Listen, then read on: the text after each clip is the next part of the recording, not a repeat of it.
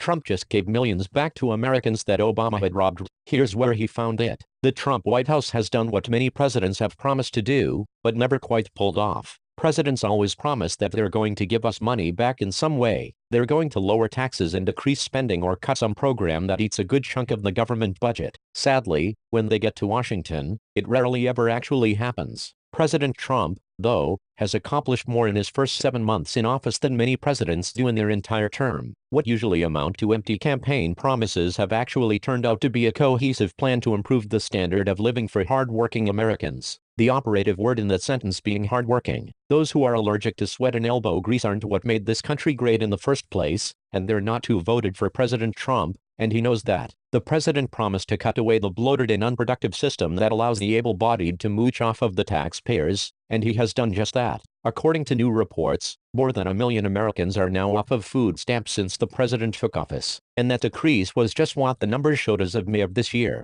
Via Dennis Michael Lynch, the latest U.S. Department of Agriculture, USDA, statistics on food stamp enrollment now show that since President Trump took office in January 2017, more than 1.1 million Americans don't have to take welfare in the form of food stamps anymore. Participation in the Supplemental Nutrition Assistance Program, SNAP, dropped to 41,496,255 in May 2017, according to the most recent data available from the USDA. This number is down from 42,691,363 in January 2017 when Trump took office. In just the first few months of Trump's presidency, SNAP enrollment decreased by 2.79%. On average, food stamp participation in 2017 has fallen to its lowest level since 2010, and the latest numbers show that this trend is continuing. In case you're wondering what those numbers mean, the breakdown is that for every month this administration is running the country, they're on average reversing a year's worth of damage done to the welfare system done by the prior administration. If you're a Democrat, it makes perfect sense that you'd want as many people as possible on government assistance. No better way to make a Democrat for life than to pay them and then threaten that their money will be taken away if they don't vote for your candidate. The problem is that the balance is severely off at this point because the economy can't handle this many freeloaders. President Trump gets that and is doing something about it.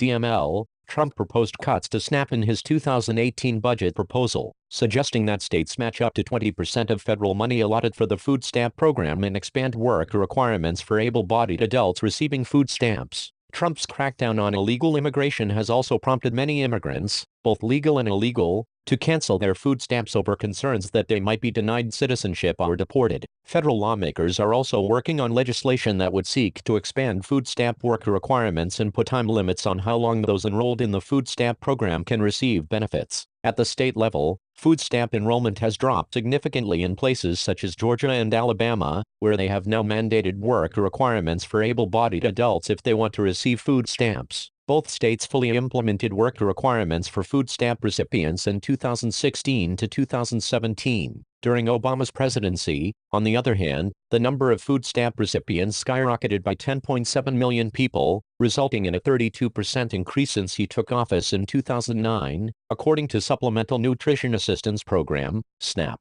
Data released by the Department of Agriculture, nearly 33,490,000 people received food stamp benefits when Obama began his presidency, and during the 8 years that he was in the White House, that number soared to 44,219,123, which showed an increase of about 10,729,000 people. The numbers don't lie. The states where it's required that you actually work if you're able-bodied have decreased their numbers significantly because this is a convince for many who qualify. The fact of the matter is that just about any one of us could quit our job, let our house and car get taken away and then look like, on paper, that we deserve government assistance. The job of those in power is to make sure that the tax dollars are being distributed to those with an actual hardship. If someone actually can't get a job, that's different than someone who's unwilling to work a job. It also helps that those illegals who are brazenly walking into government buildings and demanding that we accept them and pay for their housing and food while they stay here have finally gotten the fear of the ice put into them. Their drain on the economy may not be gone yet, but it has at least been decreased by the Trump expedited exportation plan. We may not be on the home stretch yet, but over 1 million U.S. residents taken off of welfare is a great way to start making America great again.